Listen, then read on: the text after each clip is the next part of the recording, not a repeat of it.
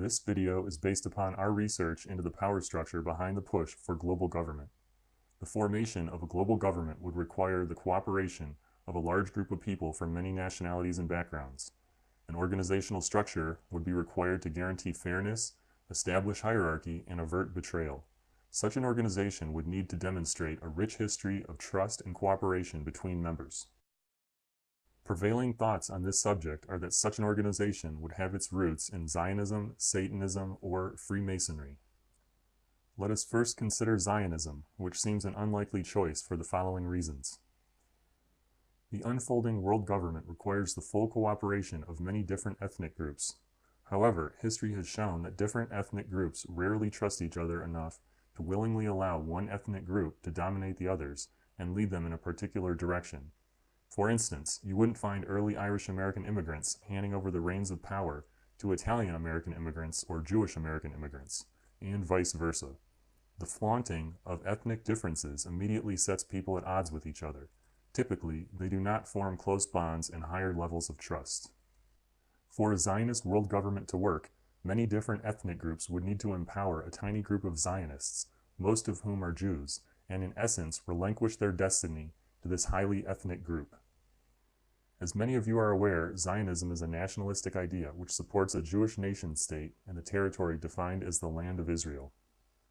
Pro-world government ethnic groups in China, India, and Pakistan would have to buy into Zionism to a large extent and base their trust upon relationships emanating from such a belief. And if you believe that Zionists are dominating and controlling the largest Eastern nations, it is important to consider that countries such as China, India, and Pakistan have sizable nuclear arsenals. Could these nations be bullied into submission by a scant few followers of Zionism? And if they could, would the leaders of these Eastern nations continue to enthusiastically support the idea of world government and champion a global banking structure run by a dominant group of Zionists?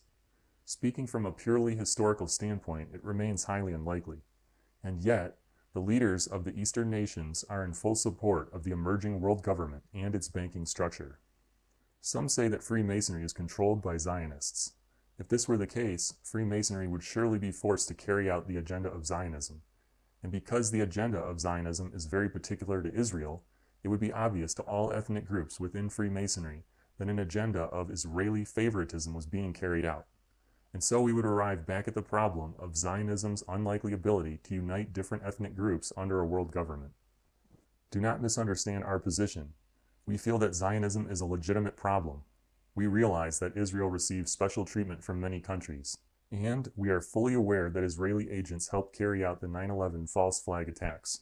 However, we are not convinced that Zionism is the root of world government. There's a good possibility that many globalists are pretending to be Jews and/or Zionists so they can hide behind the anti-Semitic defense. Furthermore, real Jews and Zionists who advocate world government are likely utilizing the anti-Semitic defense as well. Using sympathy to gain support has worked wonders as a psychological operation, and we see no reason that those behind a world government would not employ such a tactic. In our quest to uncover the root of global government, the next possibility we might consider is Satanism, which has its roots in the Abrahamic religions of Judaism, Christianity, and Islam. Although Satanism has come to encompass a variety of New Age philosophies, it can never truly escape the confines of the religious structure from which it sprang. Surely there have been some moderately successful attempts to morph Satanism into atheism, but because its origins lie in the Abrahamic religions, it does not easily translate into other world religions and belief systems. Therefore, it is unlikely that a belief in Satanism would unite a Chinese Taoist, Japanese Buddhist, or Indian Hindu under the banner of world government. However, many world leaders with these Eastern religious backgrounds are deeply involved in the push for a world government. These men and women could be hiding a satanic belief, but again, it remains unlikely.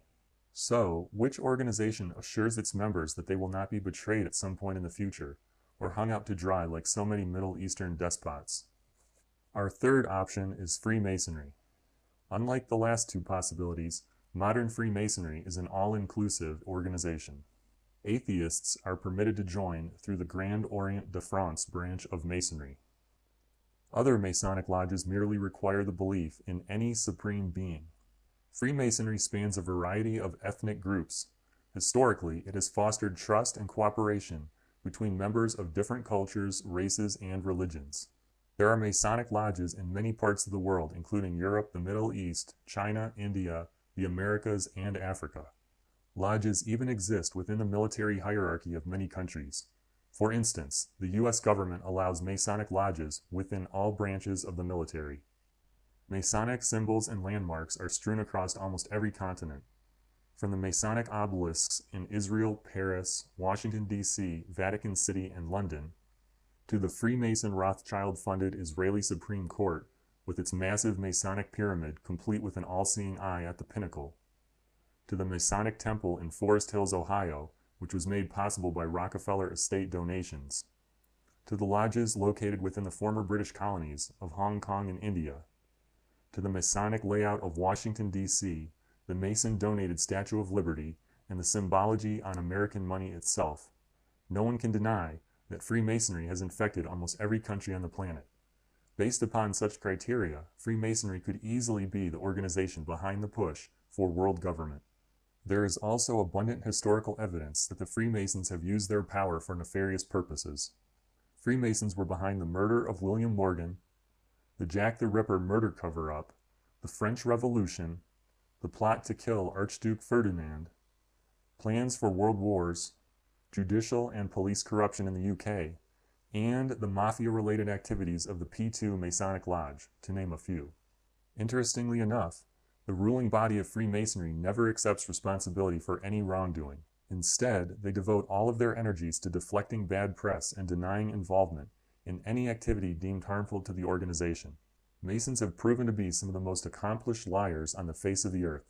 Freemason oaths to aid and assist any distressed Freemason and never reveal anything related to the Brotherhood when given under a Masonic sign, except in matters of murder or treason, are mostly to blame for their numerous deceptions. It is important to remember that Freemasons did absolutely no charitable work until after Freemasonry was banned in several U.S. states around the year 1830 for the organization's involvement in murder and conspiracy. During this time, American Freemasons essentially went into hiding and voluntarily closed lodges to avoid condemnation from a rightfully angry citizenry. In 1870, the Freemasons quietly re-emerged and created the Shriners, whose focus was to be fun, fellowship, and charity. The Shriners branch of Freemasonry was designed to put a good face on the recently besmirched organization, and nothing more. Today, the Freemasons continue with their nefarious plans, while using the Shriners Children's Hospital as a defense mechanism. In the end, this strategy is no different than the mob operating a soup kitchen to garner support. It is both deceptive and pathetic. Based upon years of research and a careful process of elimination, we are now confident that Freemasonry is the driving force behind a world dictatorship. We are also convinced that there are no good Freemasons. All members are fully aware of the organization's many trespasses over the centuries, as well as their treacherous oaths, yet they refuse to resign.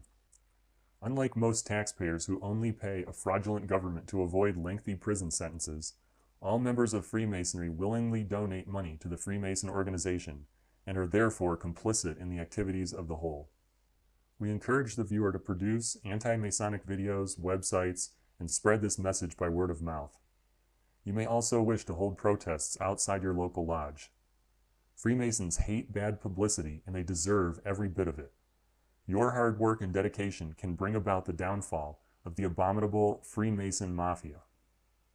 We are seeking a worldwide ban against Freemasonry and life sentences for all 5 million or so members who refuse to resign. A Masonic database of names and faces must be compiled. These men and women must not escape justice.